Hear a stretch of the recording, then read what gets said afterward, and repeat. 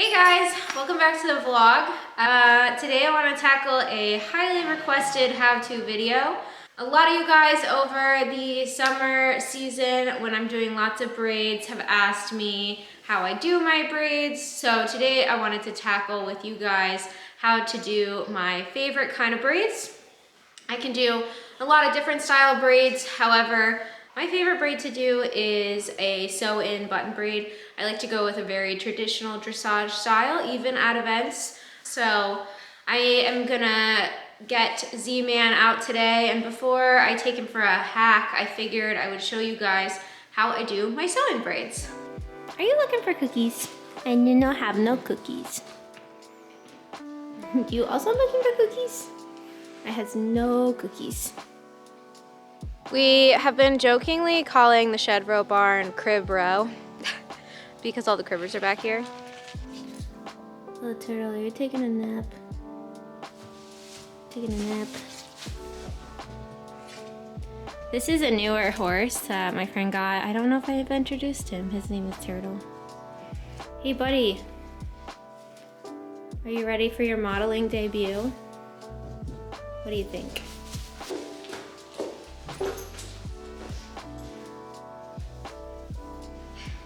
I'm just gonna quickly dust my beastie off and put the beamer on him while I do this how-to.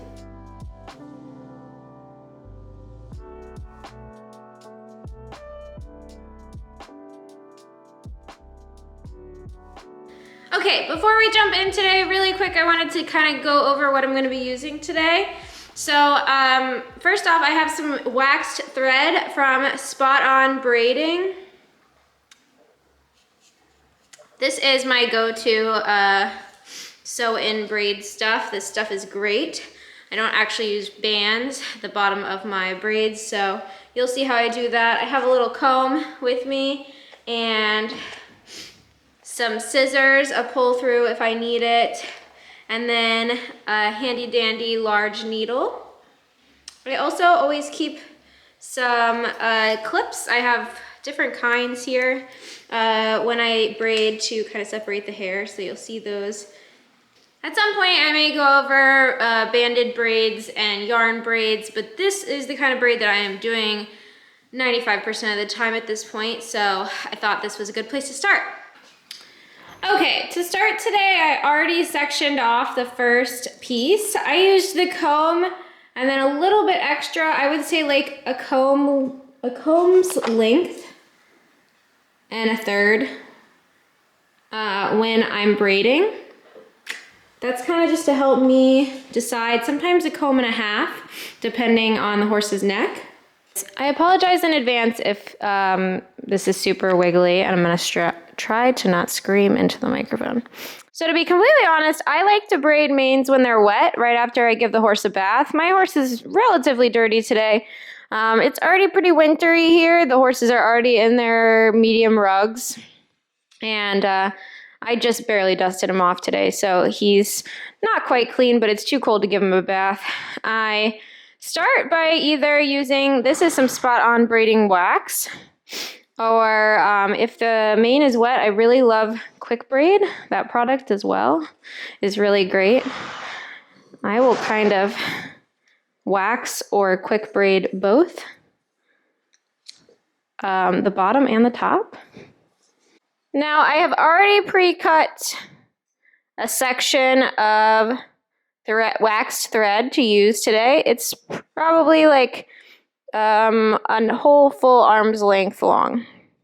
Okay, from here I'm gonna separate the braid into 3 sections and braid down. Buddy.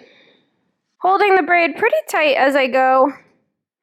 And then as I get about halfway, this is where I take a little bit of a twist to some people that do sew-in braids.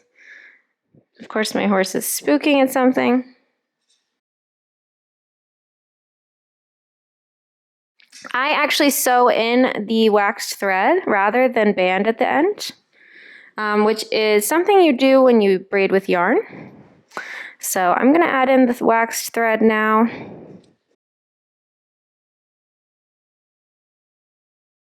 There's nothing out there, buddy. And then I'm gonna braid down to the end. like so. And then when I get to the end, similar to a yarn braid, I will flip the thread over and wrap it around like so to make a knot. You can do this again. You make a loop and then pull through to make a knot at the end of your braid, like so.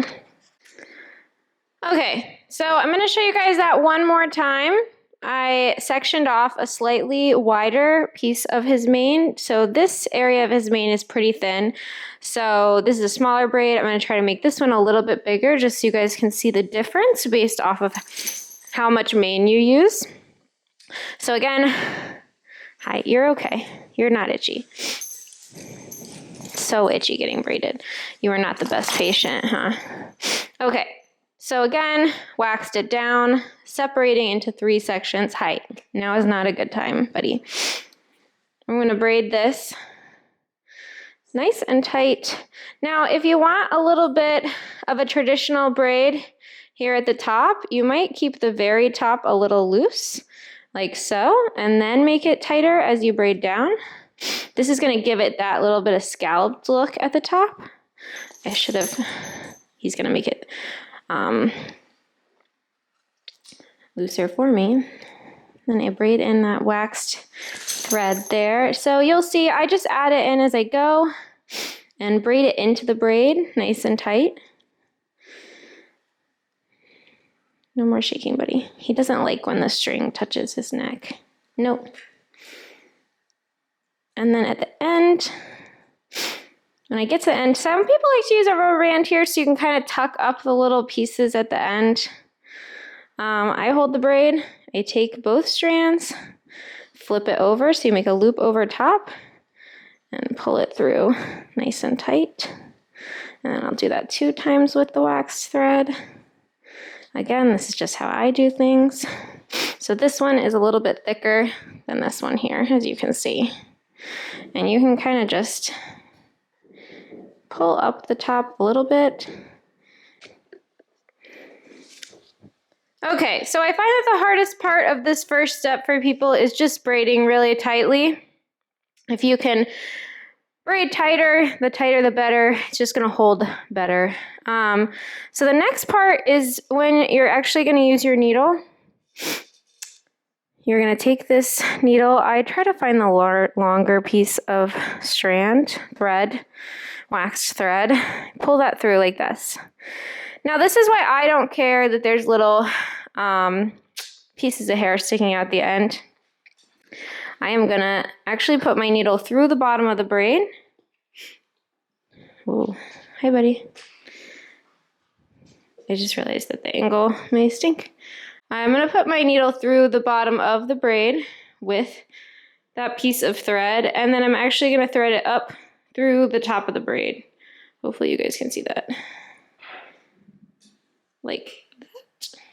So then I've pulled it up through the top. I'm going to take the needle back through the top. My horse is not overly cooperative today. And I'm going to take the needle through the bottom of the braid again, like so. And then you're going to have it in half. And I take my needle, I come and I loop through the top part of the braid, pull it really tight until it wraps up, like so. Then I'm going to stick the needle through again, like that. So now it is all tied up for the time being. Then I take a couple more runs through with the needle and wax thread to make sure it stays in place and it's nice and fluffed up the way that I want it to be, like so. So once I have it all tied up, I tie a double knot at the end, like so, and then I can trim it off. That is how it looks. And then I will trim off the thread at the bottom, all tied up. My camera is really not cooperating with me today, which is not helping. Okay, let's try to tie this one up. Hopefully this one goes a little bit better. So I loop my wax thread through the needle, the longer end. I'm going to take it, poke it through the braid here, and then through the top of the braid, bottom to top. So it's in a half of a braid now.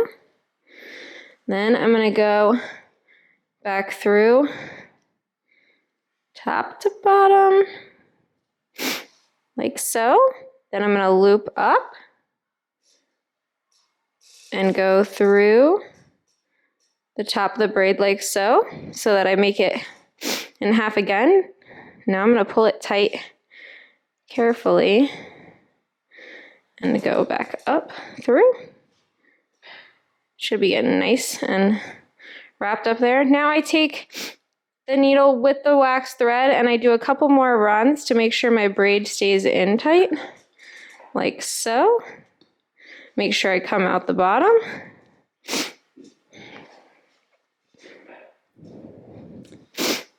And then I will tie a double knot.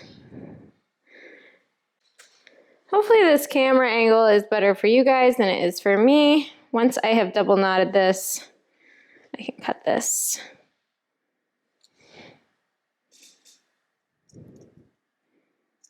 Like that. So you can see here what leaving it a little loose at the top when you start braiding it does. It gives it a little bit of a scallop effect.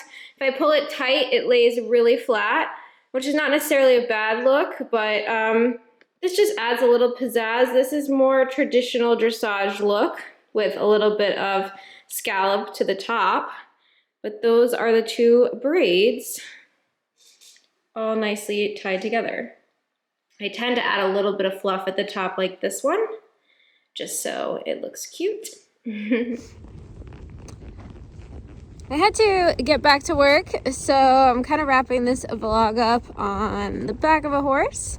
But I hope those of you that have been asking me about this find this video useful. I'll try to do something more professional at some point. But I am my own film crew right now, so I'm kind of doing the best I can putting together a braiding video. But at some point in time, I will try to put together a little more professional video of all my braiding and grooming techniques for you guys when I have some film help. But thanks so much for watching, and as always, if you enjoy the channel, please make sure to give me a big thumbs up.